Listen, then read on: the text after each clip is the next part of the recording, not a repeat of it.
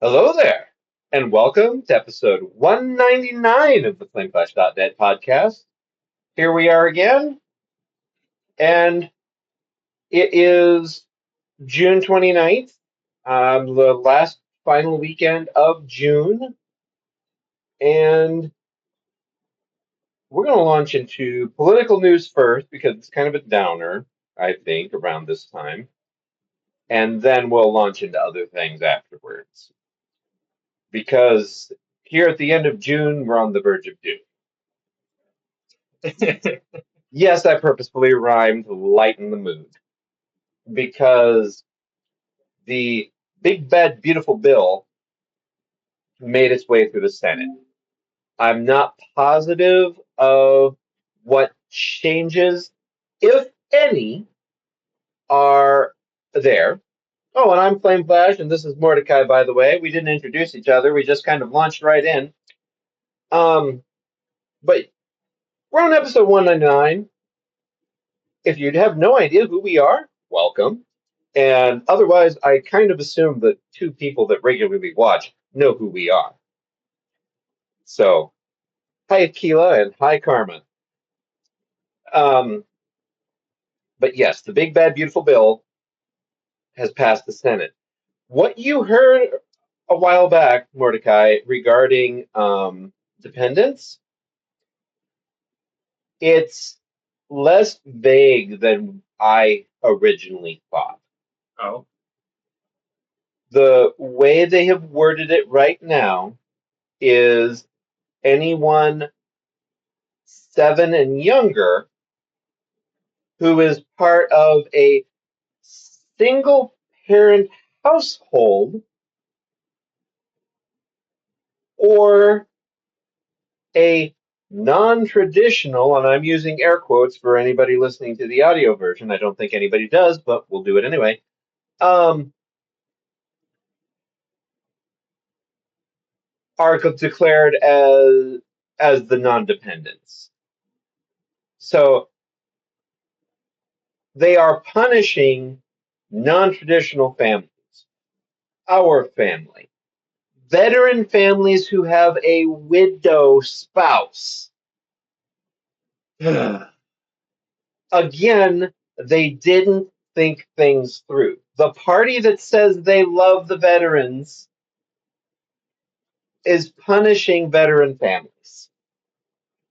So, any non traditional family, based on the last time I looked into this, hopefully the Senate changed it. I haven't heard about the Senate changes.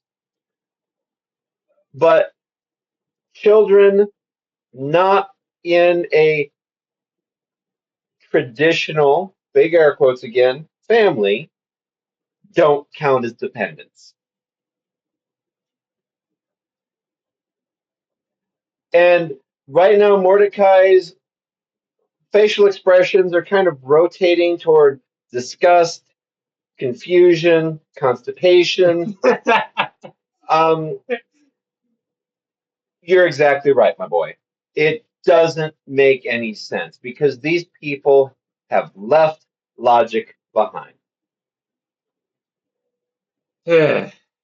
But this was, I'm sure, their blinders on, horse blinders on, zero tunnel vision on, line of sight is, oh, we're going to punish the gays and the women that just have a bunch of babies by doing this.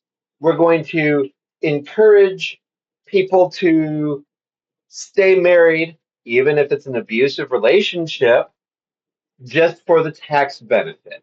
They're creating an economic disincentive for women to leave their abusers. oh my God. You know, because a traditional family is the man and the woman and kids. So if the woman leaves the man for her own safety, is awarded the kids for their own safety, we're talking, since it's traditional family, the traditional reason for divorce, and I'm throwing air quotes out like nobody's business. Just assume there are air quotes if you're listening and not watching. Yeah. Uh, the woman has an economic disincentive now to leave or to even kill her abuser. Because the moment he's dead or out of the picture in any way, shape, or form, the kids are no longer declared as dependents on the taxes.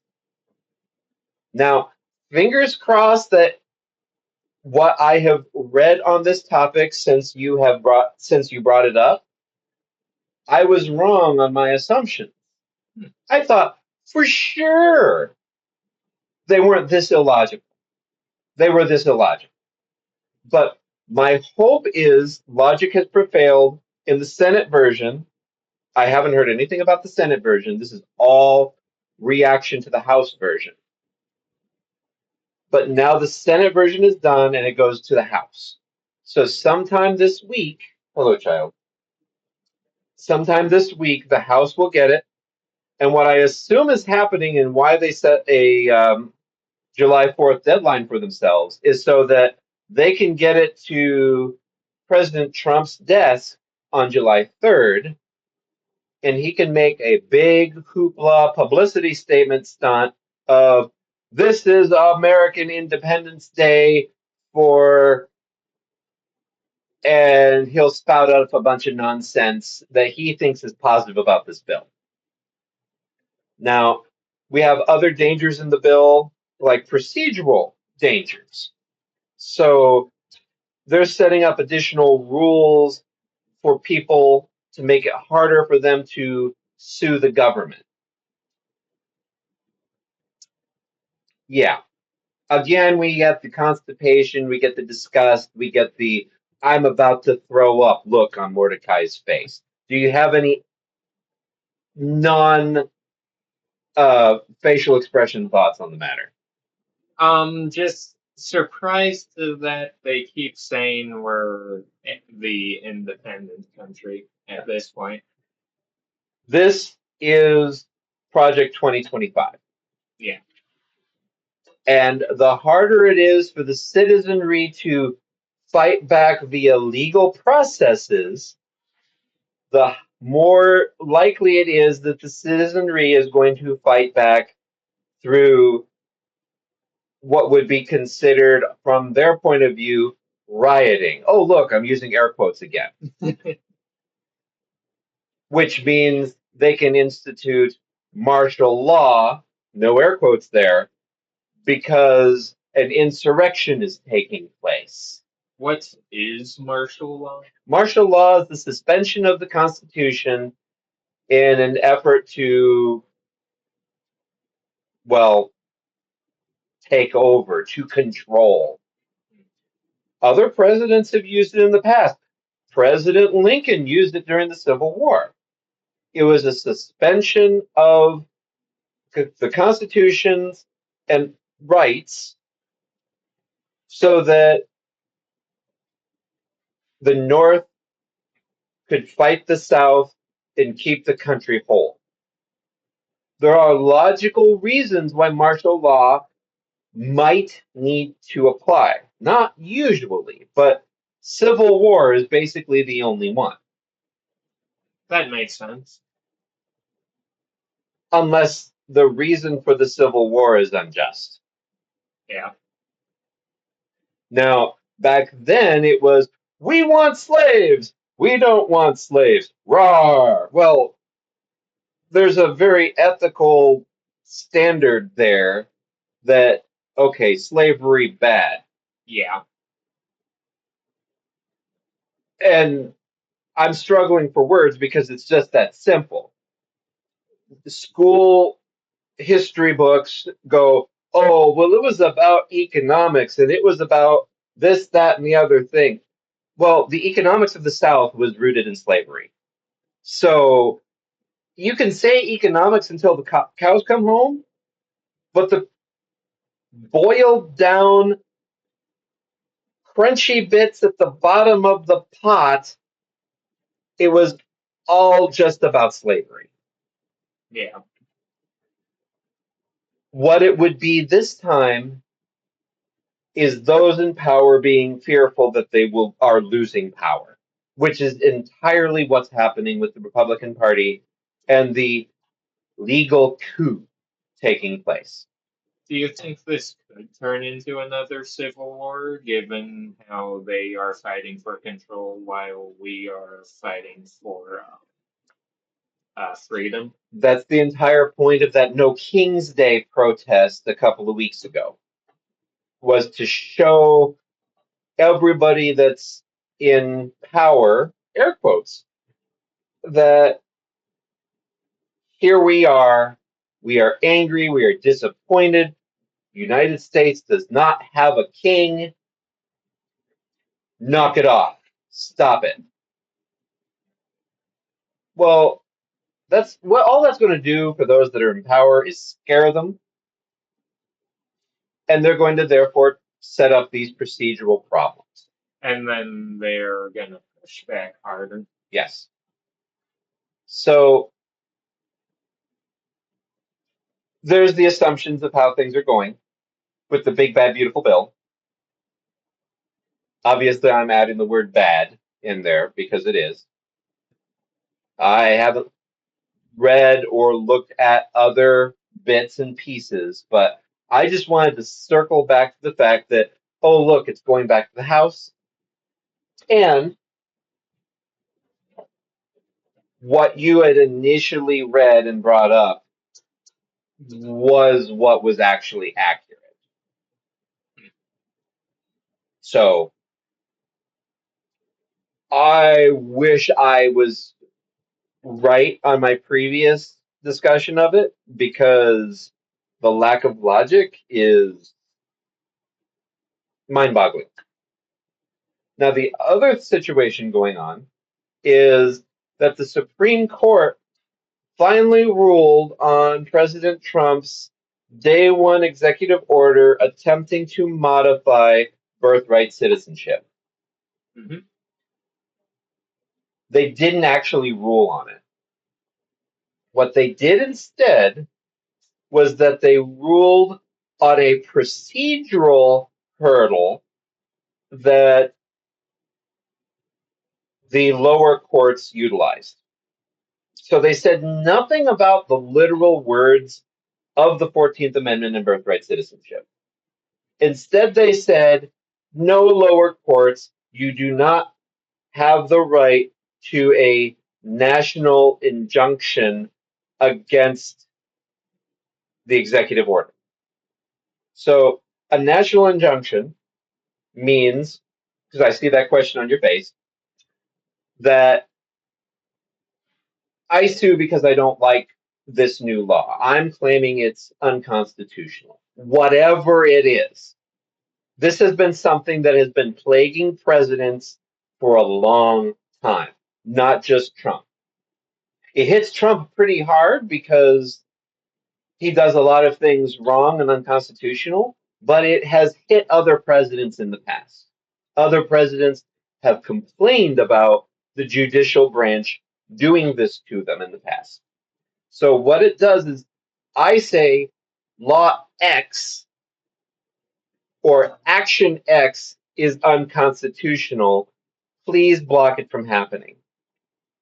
What a nationwide injunction does is says, oh, I agree. I am a federal court and I agree hereby what I say applies everywhere. Now, the nitty gritty is the judicial branch is organized and set up by Congress. And they have set up various districts, regions. Mm-hmm. And before national injunctions were a thing, you could have an injunction in District 1 say, yes, this is illegal, this is wrong, it should be stopped. We have cat butt for those watching. While in District 2, a judge could say, oh no, this is fine, because District 2 judge happens to be in the opposite political party district. So, for example, a California judge district predominantly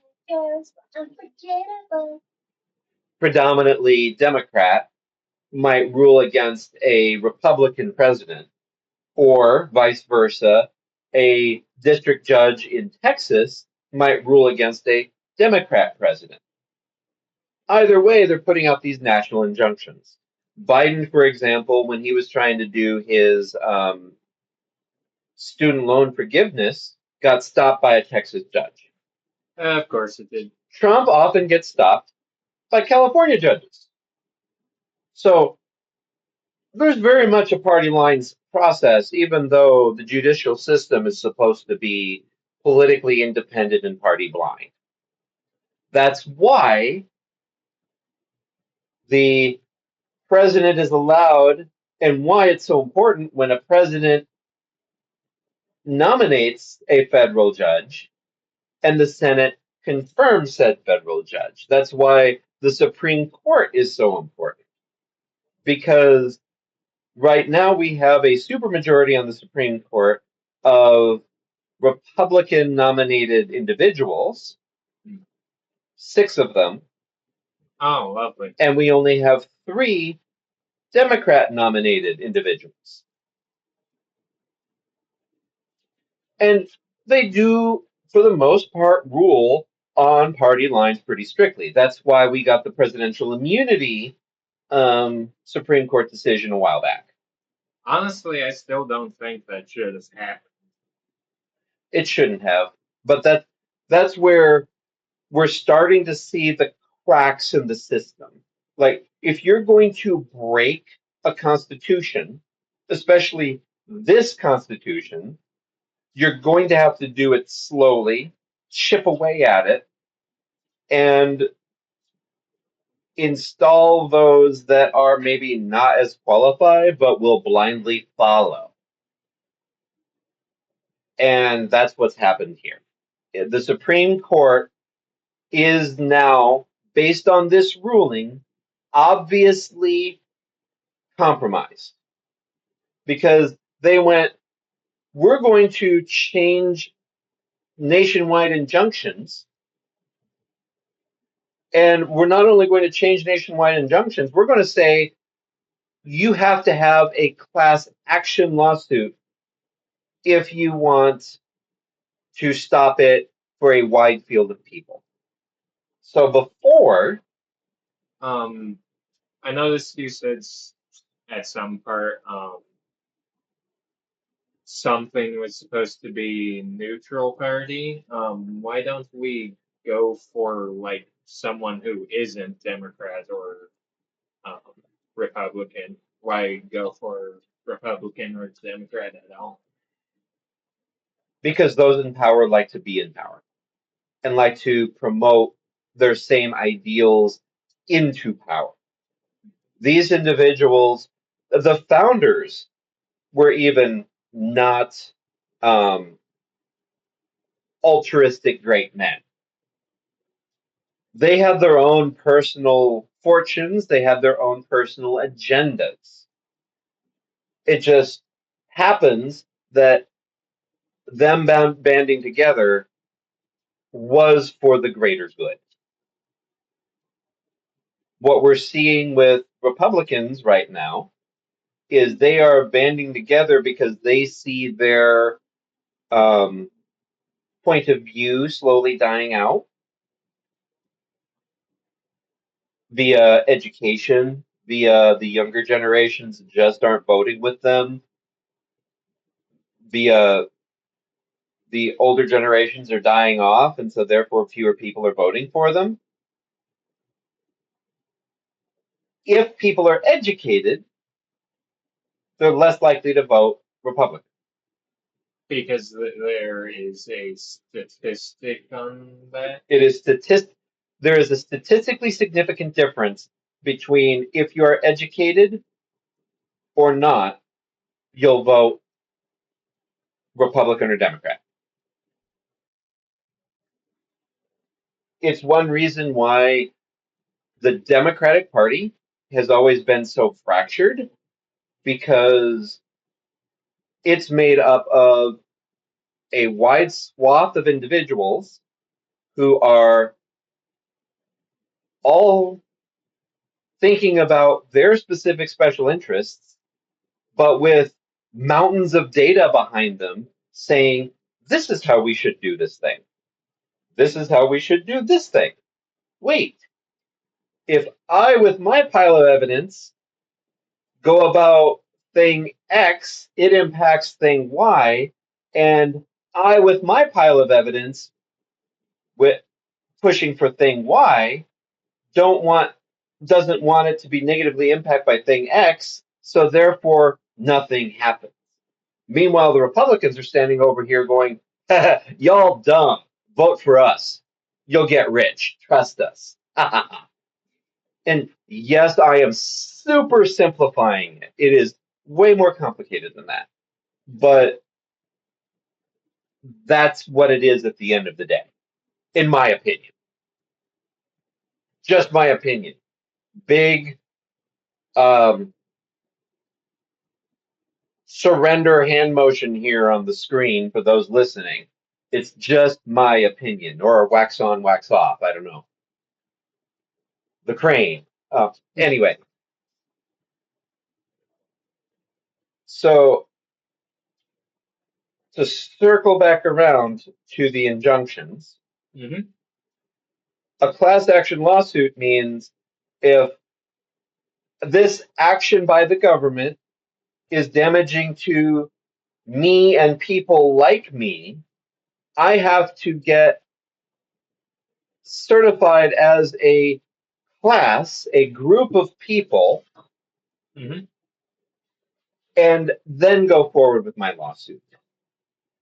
So not only does the big bad beautiful bill set up more difficulty in suing the government, this Supreme Court ruling sets up a new difficulty for suing the government. So if the police come knocking on my door and say, we need to take all your guns, just as an example, I could say, no, that's against my Second Amendment right. You can't take my guns. I'm going to sue you to get my guns back because I'm not going to fight you. You're the police. I don't want to die. You're armored. I'm not, even though I do have guns. You're going to win because you came here with a SWAT team. And this is the proverbial I. I'm just using this as a make believe example. I am neither confirming nor denying if I have weaponry or not. So please don't break into my home looking for weaponry.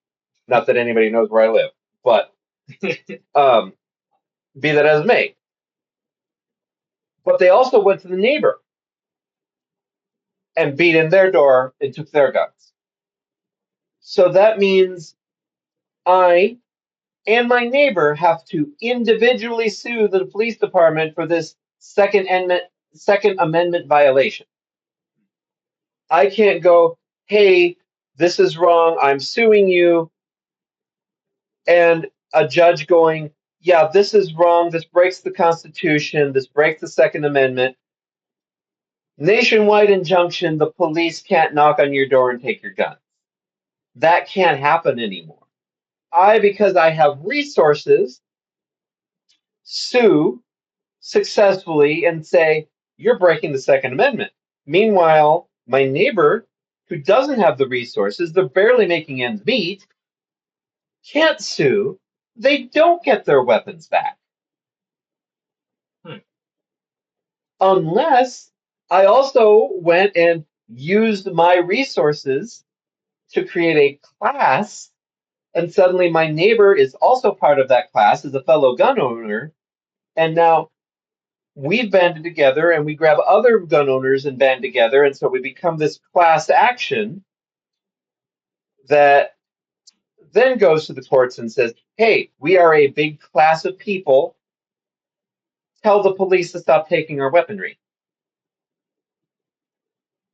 So that's what the Supreme Court has done. And what the Big Bad Beautiful Bill does is it's, at least from the House version, is it says now you're going to have to pay extra fines and fees and processing fees to even get this lawsuit in.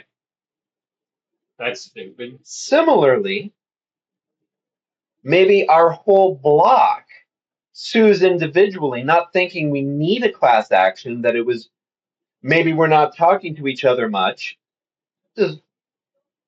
In some neighborhoods, they don't talk to their neighbors much, or they don't see it because maybe neighbor one works during the day, neighbor two works at night, so they never see each other and don't know they're being impacted the same way. So they don't form a class.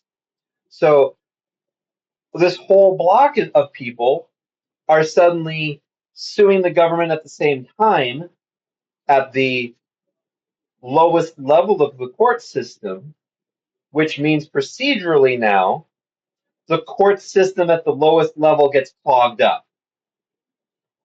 So rather than one person suing for rights that will universally benefit everybody, you have 50, 100, 1,000 people suing to have their own personal right protected,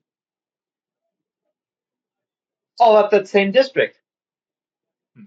So while the Supreme Court refused to rule on the 14th Amendment itself, by ruling the way they did, they have sabotaged the ability for anybody to successfully sue. And the process gets longer. Hence, the Supreme Court is compromised. They literally said, no, dear executive branch, it's okay for you to take some of our power. You're already immune from legal problems because per our own made up rules. So now take more of our power, protect yourself more, and there's another reason for the No Kings protest. Oh, Just the people see the cracks. We see what is being set up, yeah. and it's worrisome. Now, on the same side of the spectrum, other political scientists out there, just to not be all doom and gloom, are saying, oh, well, the pendulum has swung so far to the right with President Trump that when the next presidency, if there is one, comes up for election, we're going to get a far left candidate because people are going to go, we need all of this fixed from all of the fallout that President Trump and everyone under him has caused. Now, that's pretty cool, but we have to get to that point and survive to that point. Yeah, because it's gonna be what, 3.5 more years. Yep, Plenty of time for them to just corrupt. further corruption. You're right. That's why it's worrisome. We They don't. Hmm? they've already got this far, which is the more the worrisome part.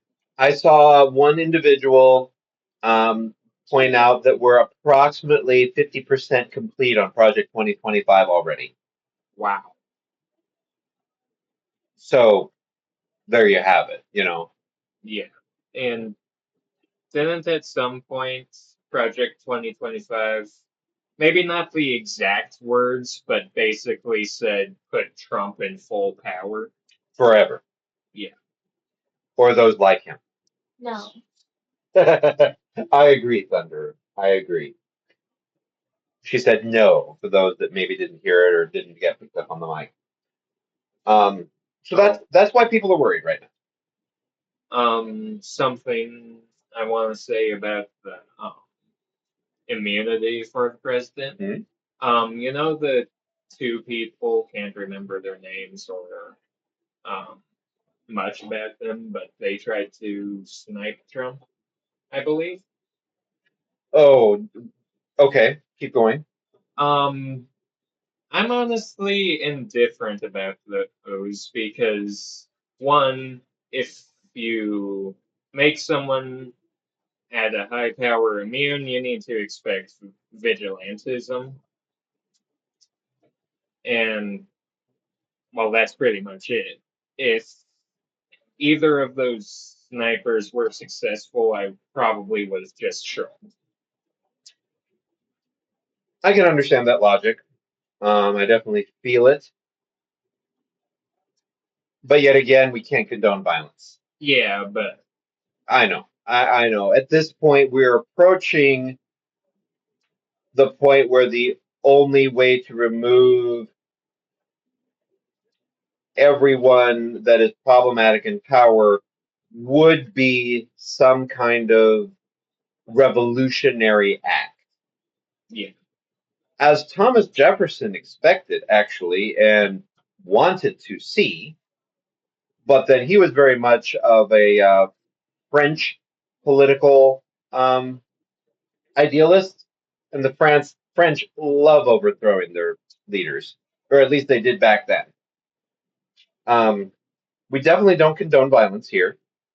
This is all hypothetical. We are not supporting any sort of violent overthrow or well, traitorous act.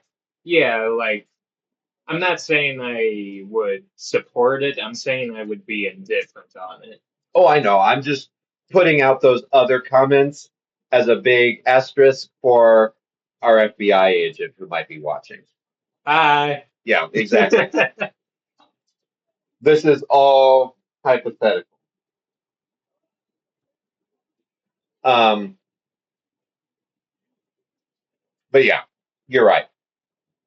There are some TikToks that hint at, oh, please let the headline be that President Trump has died of old age, or similar TikToks of, oh, the news doesn't say he's dead yet. And they never say specifically who they're talking about, but the heavy implication is that they're referring to President Trump, who is an extremely old, maybe the oldest president. I'd have to fact check myself for that.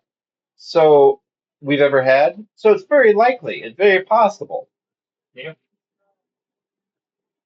And it would be very unfortunate to those who are directly connected to him and love him, just to extend the empathy and grace as far as we can. There are others that would celebrate in the streets because they have been directly hurt by him in a multitude of ways. So indifference is a definite, understandable reaction. Um, have you heard anything politically? Any Um, political news? not really. Other than just the Iran thing again. And as far as Iran goes, we hit their facilities with a bomb that we invented, America. And it may or may not have done a tremendous amount of damage and ruined their nuclear weapon capabilities. We just don't have enough information yet. Yeah. President Trump is going to say we won, but it's kind of like President Bush showing up on an aircraft carrier with mission accomplished banner when the Iraq war was just starting. I You're celebrating a little too soon, but dude, that's all. I actually saw a TikTok of Trump making the announcement like mission successful. Yeah, exactly. We have not enough data to know if that's true or not. But last I saw, there's a ceasefire. I think we discussed that last week about him being so unhinged, and that's why there's a ceasefire. Um, I don't think President, if Harris had been president, I don't think a ceasefire would have happened very quickly. I just don't. It's a fact-based matter. Trump internationally is viewed as unhinged and unpredictable, and Harris would have been viewed as more traditional, predictable diplomacy first. And honestly, I think if she was president, I honestly doubt that it would have happened. I'm not sure Israel would have instigated the missile strikes at Iran in the first place because President Harris would have likely told them, no, don't do it. I'm not going to support or help you. We will protect the innocents, but we're not going to assist. And therefore, I don't think the situation would have escalated. But that's a different timeline entirely, and we are currently on one of the worst ones. So, personal opinion and where things are as far as that goes, in my opinion. But I'm enjoying watching a sweet little cat curl up in Mordekai's lap. Ugh. Any other political thoughts? Um, Not really. Okay. We're screwed! But be that as it may, life does go on. Egg prices are lower. Has nothing to do with the president, just like I've been saying all along. It has to do with supply and demand. The supply is recovering from the bird flu that had been going around that was impacting the egg prices in the first place. And I am making random hand gestures of, oh, look, I was right. Um, because I was on that. It had nothing to do with the president. It had everything to do with supply and price gouging. Because the bird flu was happening, they're like, oh, we can charge a heck of a lot more, even though the supply is such that we don't actually have to ramp up the prices as high as we are. They took advantage of the situation. But let's gently turn and distract with gaming. The Steam Summer Sale is going strong right now. I know you picked up Helldivers 2 for PC. Yep. You already have it on PS5, but this way, if the TV's busy, you have another place you can play it. Mm-hmm. Let's see here. We also picked up Chained Together, which we've also played this week or yesterday. That was really fun. And eventually, that footage, sans microphone, because I didn't have the right settings selected, will be coming out on the blog, but it's in the backlog now of things to post, so it'll be a while. Um, but it was a great game. It's a great game. I'm looking forward to playing it again. Today we played some Civ 7. We had how many? Let's see here. 5. Your brother, your future brother-in-law, brothers, one of your brother's best friends, you and me. So yeah, 5 people. I found it interesting that they threw you to the far north of the continent, your brother and I to the far south of the continent, and then the other two on a completely different continent. Kind of weird, but okay. Um, Fortunately, we're all chatting on, Snapchat voice, so we're able to communicate still, but Yeah. weird. But there we are, and that was strong. The Summer Fire Festival in World of Warcraft is currently going on, which is what we'll probably go to and kill a hoon with or during next. There's time walking happening in World of Warcraft, which we've also utilized this last week. Any other gaming come to mind? Not that I can think of. I know I've done a little more Night in the Woods. Um, Game's still going strong there and really cool. I'm enjoying doing other things that when your brother played through it, he didn't do. And so while he watches my reaction to things, he's also seeing new things happen that he wasn't expecting or was expecting and just, didn't know about, or it's been enjoyable in that way. Like I surprised him by going right, and for most of the game thus far, there's been a road construction crew to the right, blocking you from progressing on the map. Huh. And after a while, he stopped trying to go right. Well, I went right, and oh, look, it's open. And so suddenly I'm marching off to the right and looking at a sunrise or sunset sitting on a bridge, and it's very artful. And it's just a pretty game. They did really well with the art in that game. Night in the Woods. Um, any other gaming come to mind off the bat? I know I got the police war bond in Helldivers for Okay. the PC. Yep. And then you've done some Marvel Rivals Mhm. with Karma. Mhm.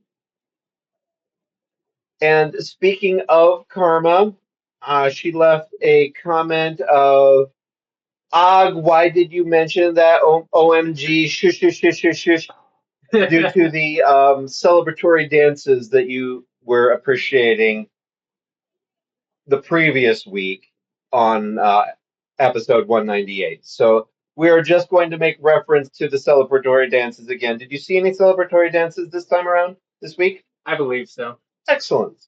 Excellent. And as usual, it was adorable. Sorry, Karma. You left the comment. The Karma returned. But with that being said, and to end on laughter and lighter notes, is there anything else gaming wise or otherwise that comes to mind? No. Okay. So we will close out episode 199 of the FlameFlash.net podcast on a lighter note. I hope everyone has a safe 4th of July, a fun 4th of July, and a delicious 4th of July. Live with honor and facts. Indeed. If you want to write in, podcast at flameflash.net, or leave a comment on YouTube like Karma did recently, or write in, or leave a comment on one of the blogs. Flameflash.net it is. Take care.